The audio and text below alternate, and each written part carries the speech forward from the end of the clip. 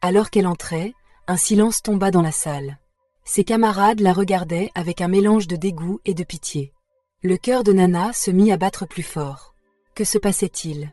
Nana était l'élève, star de l'Académie Victoria Noble, un lycée de filles réputé pour ses standards élevés. À 16 ans, elle se distinguait non seulement par sa beauté saisissante, mais aussi par son intelligence. Nana avait toujours été en tête de sa classe, travaillant dur pour maintenir sa position en tant qu'élève la plus brillante. Chaque jour, Nana se levait tôt, enfilait son uniforme scolaire impeccable et se rendait à l'école avec détermination dans le regard. Ses longs cheveux noirs étaient toujours soigneusement attachés en 2 chignons hauts, et son visage rayonnait d'une beauté naturelle qui ne nécessitait aucun maquillage.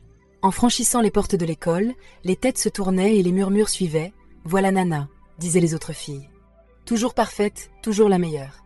Mais Nana ne prêtait aucune attention à ces commentaires, son objectif était uniquement ses études. En classe, elle s'asseyait au premier rang, absorbant avec empressement chaque mot des enseignants. Sa main était toujours la première à se lever lorsqu'une question était posée, et ses réponses étaient toujours correctes. Cependant, la beauté de Nana devenait une distraction.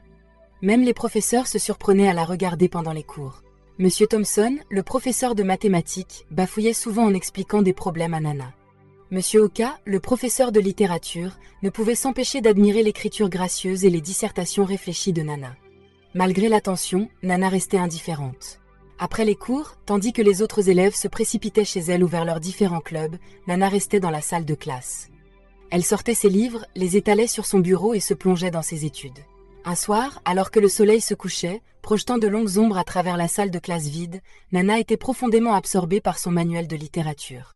Elle ne remarqua pas quand quelqu'un entra dans la pièce. « Nana, tu es encore là ?» appela une voix. Nana leva les yeux et vit Esha, l'une de ses camarades de classe, debout à la porte. « Oh, salut Esha » dit Nana avec un sourire. « Oui, je finis juste un peu de lecture supplémentaire. » Esha s'approcha du bureau de Nana, ses yeux parcourant la pile de livres. Elle secoua la tête et laissa échapper un petit rire. Esha dit « Si j'étais aussi belle que toi, je ne me fatiguerais pas à étudier tout le temps. Tu pourrais facilement obtenir des faveurs des professeurs qui t'admirent. » Les sourcils de Nana se froncèrent, perplexes. « Qu'est-ce que tu veux dire ?» Esha sourit malicieusement. « Tu n'as pas remarqué comment les professeurs te regardent, surtout Monsieur Thompson et Monsieur Oka? Tu pourrais probablement obtenir de bonnes notes sans tout ce travail supplémentaire. » Nana fut choquée. Elle n'avait jamais pensé à utiliser son apparence pour obtenir un avantage. « Mais ce ne serait pas juste, » protesta-t-elle. Esha haussa les épaules. « Ce n'était qu'une idée. De toute façon, je rentre à la maison. Ne reste pas trop tard, d'accord ?» Lorsqu'Esha partit, Nana resta assise, son esprit tourmenté par cette nouvelle idée. Elle avait toujours cru au travail acharné et à l'honnêteté. Mais Esha avait-elle raison? La vie serait-elle plus facile si elle utilisait sa beauté à son avantage? Avec ses pensées pesant sur son esprit, Nana rangea ses livres et rentra chez elle. Les rues étaient calmes tandis qu'elle marchait, les réverbères projetant une douce lueur sur le trottoir. Elle ne pouvait se défaire des paroles d'Esha, et pour la première fois, elle commença à voir sa beauté comme quelque chose de plus qu'un simple attribut physique. Lorsque Nana arriva chez elle, ses parents l'accueillirent avec des sourires chaleureux. Ils étaient fiers des réalisations de leur fille et l'avaient toujours encouragée dans ses études. Mais ce soir-là, Nana était distraite pendant le dîner, son esprit encore préoccupé par la suggestion d'Esha. Dans sa chambre, au lieu d'ouvrir ses livres comme elle le faisait habituellement, Nana se tint devant son miroir. Elle étudia son reflet, remarquant sa peau claire, ses yeux brillants et ses traits doux. Avait-elle été aveugle à la puissance qu'elle détenait? Allongée dans son lit cette nuit-là, Nana prit une décision. Demain, elle essaierait quelque chose de différent. Elle verrait si Esha avait raison au sujet du pouvoir de sa beauté. Nana ne savait pas encore que cette décision déclencherait une série d'événements qui changeraient sa vie pour toujours. Le lendemain matin, Nana se réveilla plus tôt que d'habitude. Elle se tint devant son miroir, hésitant un moment avant de prendre son kit de maquillage, un cadeau d'anniversaire qu'elle n'avait jamais utilisé. D'une main tremblante, elle appliqua une fine couche de fond de teint, une touche de blush et un peu de gloss. Elle détacha ses cheveux, les laissant tomber en douces vagues autour de ses épaules. En entrant dans l'enceinte de l'école, Nana sentit immédiatement la différence. Plus de têtes se tournaient que d'habitude et les chuchotements semblaient plus forts. Même certains professeurs firent un double T quand la voyant passer. Dans le cours de mathématiques de Monsieur Thompson, Nana décida de mettre cette nouvelle idée à l'épreuve. Lorsque le professeur distribua un quiz surprise, Nana ressentit un moment de panique. Elle n'avait pas étudié pour cela, mais elle se souvint des paroles d'Esha. Nana leva les yeux vers lui et sourit doucement. « Monsieur Thompson, dit-elle doucement, j'espère avoir bien réussi ce contrôle. Je tiens vraiment à maintenir de bonnes notes dans votre cours. Monsieur Thompson parut déconcerté. Je suis sûr que tu as bien fait, Nana. Après tout, tu es ma meilleure élève. Le lendemain, quand Monsieur Thompson rendit les copies corrigées, Nana fut surprise de voir qu'elle avait obtenu un score parfait. Elle savait pourtant qu'elle n'avait pas répondu correctement à toutes les questions. Est-ce qu'Esha avait raison? Encouragée par cette réussite inattendue, Nana essaya la même approche avec d'autres enseignants, un sourire par-ci, un mot gentil par-là. Et soudain, elle commença à obtenir de bonnes notes pour des tests qu'elle n'avait pas préparés. Au début, cela lui parut être un soulagement. Elle pouvait enfin se reposer un peu au lieu de passer ses nuits à étudier. Mais plus les jours passaient, plus elle se reposait sur son apparence plutôt que sur son travail acharné. Elle étudiait moins, confiante qu'un sourire ou un regard suffirait à maintenir sa place de meilleure élève. Cependant, Nana ne remarqua pas immédiatement la montée de la jalousie et des ressentiments parmi ses camarades. Les filles qui l'admiraient autrefois murmuraient maintenant dans son dos, remarquant comment les professeurs la favorisaient et comment elle semblait réussir sans fournir d'efforts. Esha, celle qui avait initié cette idée, observait la situation avec un mélange de satisfaction et de jalousie.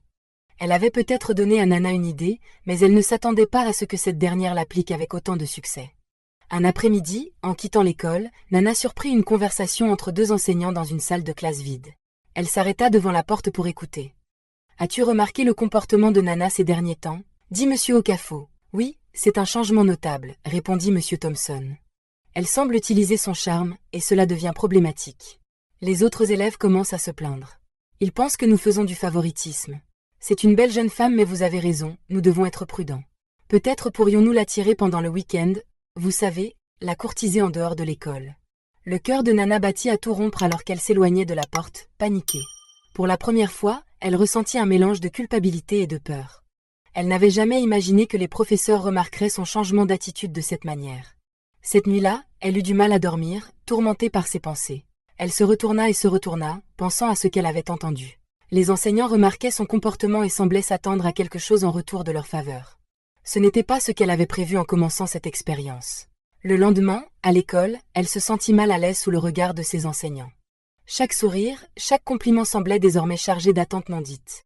Elle comprit qu'elle avait ouvert une porte qu'elle ne savait pas refermer.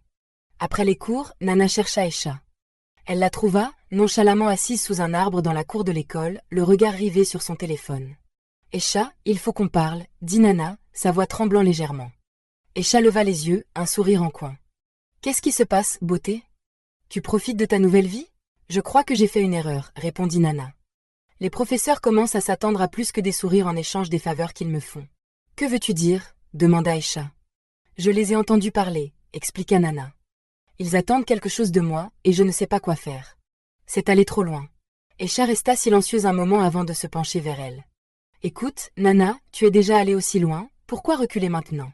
Si les professeurs veulent plus, donne-leur ce qu'ils veulent. C'est juste un petit peu plus loin. Pense à tous les avantages que tu as obtenus. Est-ce que tu veux abandonner tout ça? Nana se recula brusquement. Non, je ne peux pas faire ça. C'est mal. Je n'aurais jamais dû commencer. Je vais tout arrêter. Tandis que Nana s'éloignait, elle ne remarqua pas le regard sombre qui traversa le visage d'Esha.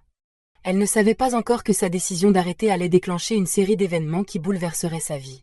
Le lendemain matin, Nana se réveilla déterminée à tout remettre en ordre.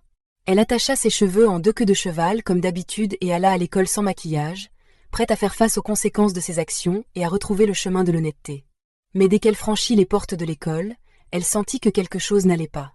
Les élèves étaient regroupés en petits cercles, chuchotant et la pointant du doigt. Confuse et inquiète, Nana se rendit dans sa classe. En entrant, le silence tomba brusquement. Ses camarades la fixaient avec un mélange de dégoût et de pitié. Le cœur de Nana se serra. Que se passait-il? C'est alors qu'Esha brisa le silence. « Alors, dit-elle d'une voix forte, voici notre petite chouchoute des professeurs, ou devrais-je dire autre chose? » Nana eut l'impression de recevoir une gifle. « De quoi tu parles ?» demanda-t-elle, choquée. Esha se leva, un sourire cruel aux lèvres. « Oh, allez, Nana, tout le monde sait ce que tu fais pour obtenir de bonnes notes. » Nana sentit le sol se dérober sous elle. « Ce n'est pas vrai, cria-t-elle. Je n'ai rien fait de tout ça. » Mais ses protestations tombèrent dans l'indifférence générale. La rumeur s'était répandue comme une traînée de poudre à travers l'école. Juste à ce moment-là, Madame Agatha, la directrice de l'école, apparut à la porte de la classe, le visage grave. « Nana, viens dans mon bureau, immédiatement. » Tandis que Nana suivait la directrice dans les couloirs, elle sentait les regards pesant de tout ce qu'elle croisait. Des larmes commencèrent à couler sur ses joues. Dans le bureau de la directrice, Madame Agatha la regarda sévèrement. « Nana, dit-elle, j'ai entendu des rumeurs très inquiétantes concernant ton comportement avec certains enseignants. C'est une accusation grave. » « Ce n'est pas vrai, supplia Nana. Je n'ai jamais rien fait de ce genre. Oui, j'ai essayé de me servir de mes sourires pour obtenir de meilleures notes, mais je n'ai jamais été plus loin que ça. Je le jure. » La directrice soupira. Quoi qu'il en soit, les dommages sont faits. Des parents appellent, menaçant de retirer leurs enfants de l'école si tu restes. Tu es devenue une source de problèmes. Nana sentit le sol se dérober sous elle. Qu'est-ce que cela signifie? Cela signifie, dit Madame Agatha d'une voix lourde, que nous n'avons pas d'autre choix que de t'expulser de l'école. La nouvelle frappa Nana comme un coup de massue. Expulsée, son dossier impeccable, ses rêves de devenir diplômée avec les meilleures notes, tout s'effondrait en un instant. Alors qu'elle quittait le bureau de la directrice, le cœur en miettes, elle aperçut Escha dans le couloir, un sourire triomphant sur le visage. Ce fut à cet instant que Nana comprit pleinement l'ampleur de la trahison de son ancienne amie. Les jours suivants furent un tourbillon de larmes et de discussions houleuses. Les parents de Nana étaient dévastés par l'expulsion, mais ils ne croyaient pas aux rumeurs. Ils étaient en colère et déçus que Nana ait tenté de manipuler ses notes. Après plusieurs recherches, ils parvinrent à inscrire Nana à Ika High School, un établissement bien moins prestigieux. Alors que Nana se tenait devant les portes de sa nouvelle école le premier jour, elle se sentait comme une personne complètement différente. Elle avait perdu sa confiance d'antan, mais elle était prête à tout reconstruire. Ce qu'elle ignorait, c'est que cette nouvelle étape de sa vie lui apporterait de nouveaux défis et révélations, marquant le début d'un nouveau chapitre dans son histoire. Merci et restez collés pour la deuxième partie de l'histoire.